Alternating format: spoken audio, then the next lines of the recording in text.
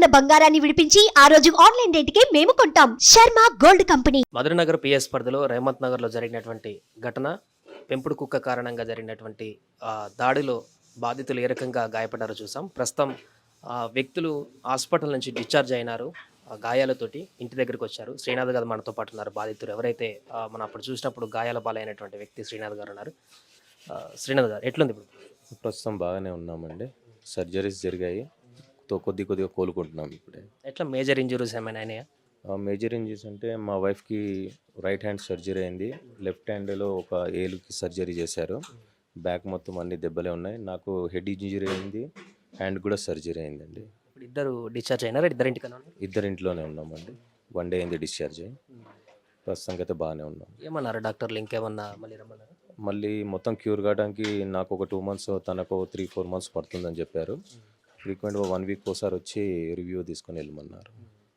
So అంటే మొత్తం బాడీకి ఇంజురీస్ అయినాయా? లోపల కూడా ఇంకేమన్నా జరిగినాయని చెప్పారు? లోపలికి ఏం తగలలేదు, బై గాడ్ గ్రేస్ లోపల దాకా ఇంజూరీ పోలేదు. హ్యాండ్ మాత్రం ఫ్రాక్చర్స్ అయ్యాయి, మల్టిపుల్ ఫ్రాక్చర్స్ అయ్యాయి హ్యాండ్. బాడీకి మాత్రం అన్ని దెబ్బలే ఉన్నాయి కానీ లోపల దాకా ఏం వెళ్ళలేదు. మొత్తం ఎంతవరకు మీకు ఖర్చు అయి ఉంటుంది హాస్పిటల్లో? మొత్తం హాస్పిటల్లో ఆల్మోస్ట్ 7 lakhs దాకా అయిందండి. అంటే ఐ మీన్ అన్ని ఖర్చులు, మావి, మా బ్లూవి అన్ని కలుపుకొని 7 lakhs దాకా అయిందండి. డాగ్ కూడా వచ్చేసిందా ఇంటికి? ఆ డాగ్ కూడా నిన్ననే ఇంటికి తీసుకొచ్చారంటే. దాని పరిస్థితి ఎట్లా? దాని పరిస్థితి బాగానే ఉంది కానీ ఎవరిని చూసినా భయపడుతుంది. ఈవెన్ మా దగ్గర రావడానికి కూడా రావట్లేదు పిలిస్తే. ఇంతకుముందు ఇలా పిలవగానే దగ్గర వచ్చి కూర్చునేది, మా దగ్గర కూడా రావట్లేదు భయానికి. ఇప్పుడు ఎట్లా? అది ఓకే, మొత్తం సెట్ అయినట్టేనా? దానికి కూడా మళ్ళీ ఇంకేమన్నా మళ్ళీ తీసుకెళ్ళాలి? ఎవ్రీ 3 months కోసం వచ్చి దాన్ని బాడీ స్కానింగ్ చెప్పమని చెప్పి డాక్టర్ గారు చెప్పారంట మా పిల్లలతోని. ఇక మేము కూడా 3 months కోసం దాన్ని చెకప్ చేపిస్తాం. మొదటి రోజు అయితే డాగ్ 50-50 అని చెప్పేసినట్టుగా కొన్ని వార్తలు వచ్చాయి, వాళ్ళు కూడా చెప్పిన దాని ప్రకారం. బట్ ఇప్పుడు క్యూర్ అయినట్టుగా చెప్తున్నారు. డాగ్ ఎక్కడెక్కడ దెబ్బలు తగిలినాయి? వాళ్ళు ఏమన్నారు వైద్యులు? డాగ్కి ఫస్ట్ కడుపు మీద కొట్టినట్టున్నారండి.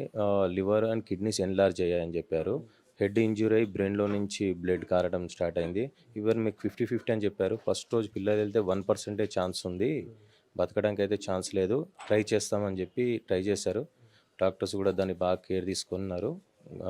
డాక్టర్స్ దయ వల్ల కూడా మా డాగ్ సర్వైవ్ అయిపోయిందండి.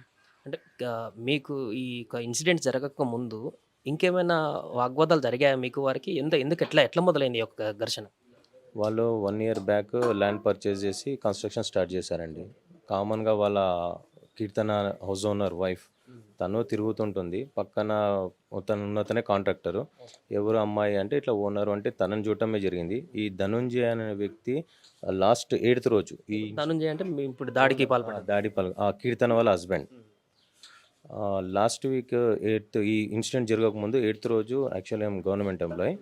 పోస్టల్ బ్యాలెట్ వేయడానికి నేను బయటికి వచ్చాను మార్నింగ్ 8 to 8:15 ఆ టైంలో. ఆ గేట్ తీసి నా వెహికల్ బయటికి తీసుకుంటుంటే మా పెట్టు నా ఇంకా బ్లూ వచ్చేసాడు. కామన్గా ఉసుకే చూసినా ఏం చూసినా ఇవి టాయిలెట్ వస్తాయి.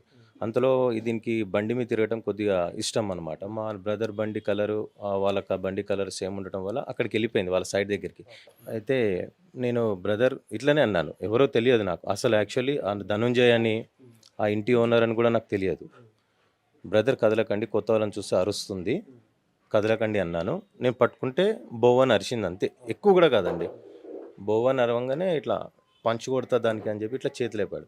బ్రదర్ కదలకండి, అరుస్తుంది అని చెప్పాను కదా, మళ్ళీ ఎందుకు అట్లా చేస్తున్నావు అంటే వాళ్ళ భార్య వెంకల నుంచి కరిచిందా నిన్ను అని అడిగింది.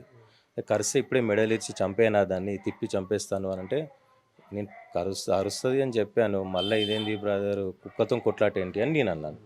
తన భార్య వెంకలకి వెళ్ళి ఎంబడే కుక్కలతో కొట్లాడడం మేము ఏమున్నా మనుషులతో చూసుకుంటాం, మనుషులనే కొడతాము అంటే, అరే ఏం మాట్లాడుతున్నావు అమ్మా అని అంటే ఇంకా వల్గర్ లాంగ్వేజ్ స్టార్ట్ చేస్తారు వాళ్ళు. మాట పెరిగింది, తోసుకున్నాం. అరే డాడీని తోస్తున్నారు కదా అని చెప్పేసి నా పిల్లలు ఊరికొచ్చారు. నా పిల్లలు ఊరికొచ్చేస్తే నా పిల్లల్ని కొట్టారు. వాళ్ళిద్దరు ఉన్నారు, నేను ఒక్కనే ఉన్నాను. కొట్టారు. నాకు ఆ రోజు ఇక్కడ ఇంజురీ అయింది. మళ్ళీ అంతలో నా చిన్న బాబు వస్తే వాడిని కొడితే వానికి కాలు ఇంజురీ అయింది. అంతలో పెద్ద బాబు వచ్చాడు. వాళ్ళ వైఫ్ కూడా కట్టెతో కొట్టడానికి వస్తుంటే మా మిస్సెస్ వచ్చి పట్టుకొని లాగారు. లేడీసే కొట్లాడారు. అట్లయినా కూడా వాళ్ళు పోలీస్ స్టేషన్కి వెళ్ళి మా మిస్సెస్ మీతో మిస్బిహేవ్ చేసి, ఇదంతా మీ మీద దాడి జరగడం కంటే ముందు పెద్ద ఇన్సిడెంట్ కూడా కాదండి, చిన్నది ఇంతే. మమ్మల్ని దాడి చేశారంటే పరస్పరంగా లేదు సార్ ఇట్లా అయింది అంటే, పరస్పరంగా ఇద్దరి మీద చిన్న ఎఫ్ఐఆర్ చేశారు వాళ్ళు. చేసేసి మీరు ఇంటికి వెళ్ళిపోండి, ఇక్కడ ఉండొద్దు అన్నారు. అన్నాక కూడా వాళ్ళు పోలీస్ స్టేషన్లో నుంచే ఇంకా ఈ ఇష్యూతోని ట్రెటనింగ్ స్టార్ట్ చేసేసారు. మిమ్మల్ని చంపేస్తాం, మిమ్మల్ని నలుగురిని ఉండనియము, మిమ్మల్ని ఎప్పటికైనా చంపేస్తాం, కుక్కని చంపేస్తాం, మిమ్మల్ని చంపేస్తాం, మీ కుక్క బతుకులు అనుకుంటే ఇంకా తిడుతూనే ఉన్నారు వాళ్ళు. వాళ్ళ అత్తమ్మ అయితే రోజు సాయంత్రం ఇంటి కూడా తిడుతూనే ఉన్నారు. తిడుతుంటే నేను ఎస్ఐ గారి దగ్గరికి వెళ్ళాను, మాధవలత గారి దగ్గరికి. మేడం ఇట్లా తిడుతున్నారు, ఊకే థ్రెటనింగ్ ఇస్తున్నారు అంటే, లేదమ్మా కొద్దిగా బిజీగా ఉన్నాం మేము, ఇక్కడ మర్డర్ జరిగింది, నేను చెప్తాను, మీరు వెళ్ళండి, మీరు కూడా ఏమనకండి అంటే మేము సైలెంట్గా ఉన్నాం. అంతలో వాళ్ళు సైలెంట్ అయ్యారు. నాకు ఎలక్షన్ డ్యూటీ ఉంది, పిల్లలు బయటికి వెళ్ళారు ట్రిప్కి, నేను ఎలక్షన్ డ్యూటీ చేసుకొని వచ్చాను, ఒక్కనున్నాను చూసుకున్నారు, సడన్ అటాక్ చేసేసారు.